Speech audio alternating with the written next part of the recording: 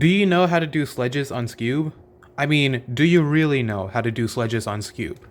Sure, you may know the standard Polish sledge and Hedge finger tricks that you learned while learning Sarah's Intermediate, but there are tons of ways to finger trick sledges on Skewb that you have to know in order to take full advantage of Sarah's Intermediate. These sledges can help you finger trick algs way faster than you would if you just use the standard sledge and Hedge finger tricks that you are used to. In this video, I've compiled all the sledge finger tricks that I think are important and that I know for Sarah's Advanced. So I hope you enjoy and get something out of this video. The first type of sledge is what is known as a Polish sledge. It's just your standard sledge finger tricks. You should already know this, but I'm going to go over it again.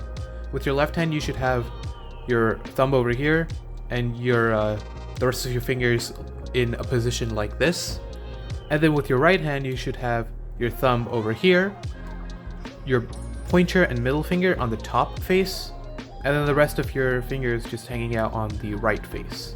Use your wrist to turn the right face like that, then push with these two fingers, then use the rest of your hand, apart from these two fingers, to move up like that, then use your wrist to do the final turn.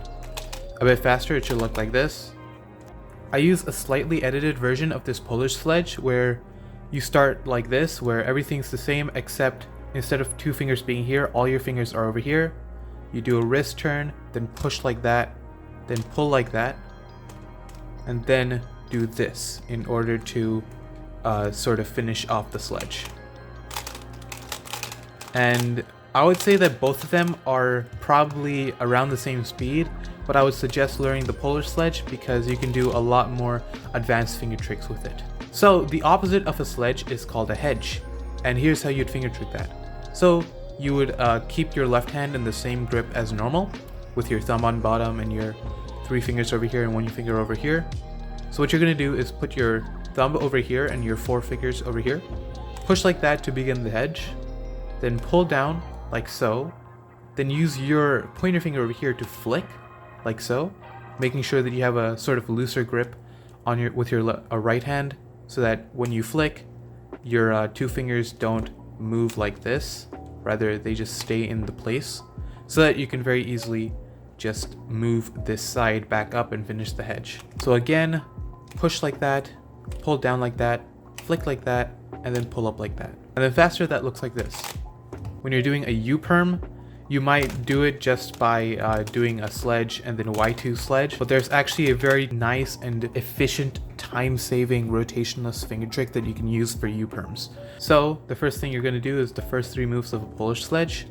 Then you're going to make sure that your pointer finger is sort of free and pull up like this. And then while pulling up, you're going to make sure that your pointer finger falls into this position, and then do a flick move like that. And then make sure that your middle finger is also resting on this piece. Then you're going to push like that.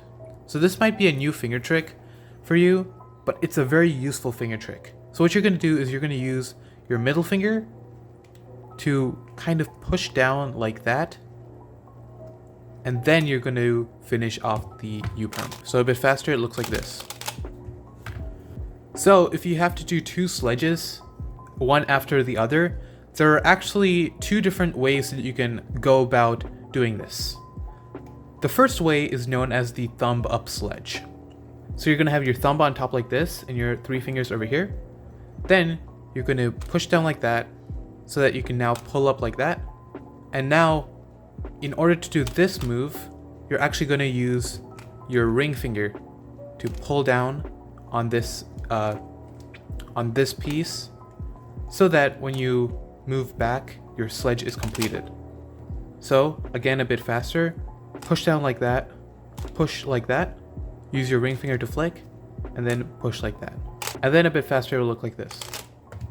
This sort of flick move is going to be something you want to do with your ring finger and middle finger, but I found that once you learn one of them, it's very easy to transfer over that skills to the other. The reason that this finger trick is so useful is because after doing a thumb up sledge, you're actually going to be in the perfect position to execute a Polish sledge. However, a disadvantage of this finger trick is that if you do a Polish sledge at the beginning, you actually won't be in the correct position to do the thumb up sledge, so you'll have to do this big regrip if you want to do the Polish sledge first. Which is why, if you have this sort of a case, you want to do the thumb up sledge first, and then the Polish sledge. Another sledge that you can use is known as the R2 sledge. So, after doing Polish, your hands will be in a certain, very special grip. What you can do in this position is an R2, which is actually very useful because the first move when doing a sledge is an R prime, but an R prime is the same as an R2 on Skewb. So if you do an R2, then push like that, use your ring finger like that, and then push down like that, you will actually end up executing a sledge. So once again, hold it like this, R2, push like that, ring finger like that, push down like that. So a bit faster, it looks like this. This finger trick is also very useful when executing double sledge, as you can just do a Polish sledge first, and then do an R2 sledge. And it's also most useful when executing triple sledge, because unlike the thumb up sledge, the R2 sledge combines perfectly with the Polish sledge.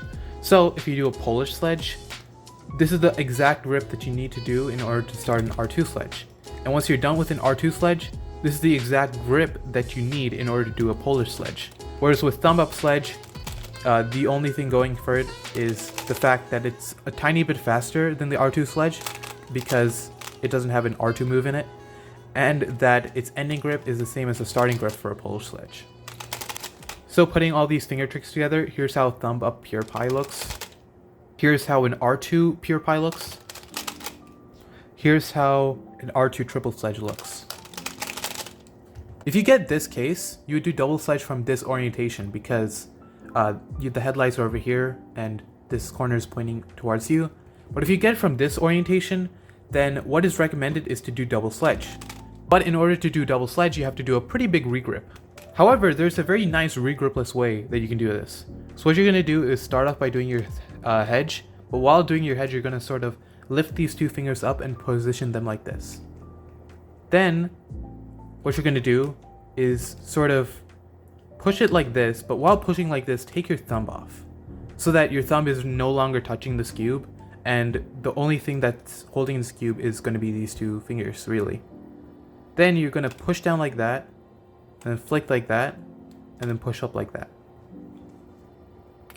So again, you're going to do a hedge, and while doing the hedge, you're going to liberate these two fingers and put them in this position.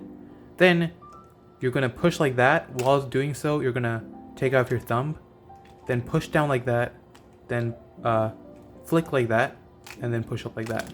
So faster, it looks like this. Finally, there's the Skewb cancellations that you have to learn. For example, the Sarah's advanced algorithm for this case is going to be hedge, Y hedge. You would usually do something like this. But something you might notice is that the last move of your first hedge is this. But the first move of your second hedge is this. So we can actually cancel those two moves. First, you would start off your hedge by doing this, but sort of regrip while doing this pointer flick, and then move this side down. Then you're going to rotate, and then just simply insert this corner by doing R prime, front face, R. So again, you're going to start off by doing the hedge, but while doing this finger trick, you're going to regrip and then do that move, rotate, and then just simply insert it like that. So a bit faster, it looks like this. For sledges, a similar thing exists. So if you have to do sledge, Y prime sledge, you might notice that the last move of your sledge is going to be this move, and the first move of your second sledge is going to be this move. So you can similarly cancel into the next sledge. So what you're going to do is just do the first three moves of a Polish sledge, and then push like that. Sort of do a soft regrip with your left hand, and then push this side like this. Use your ring finger to pull down like that, and then push down like that.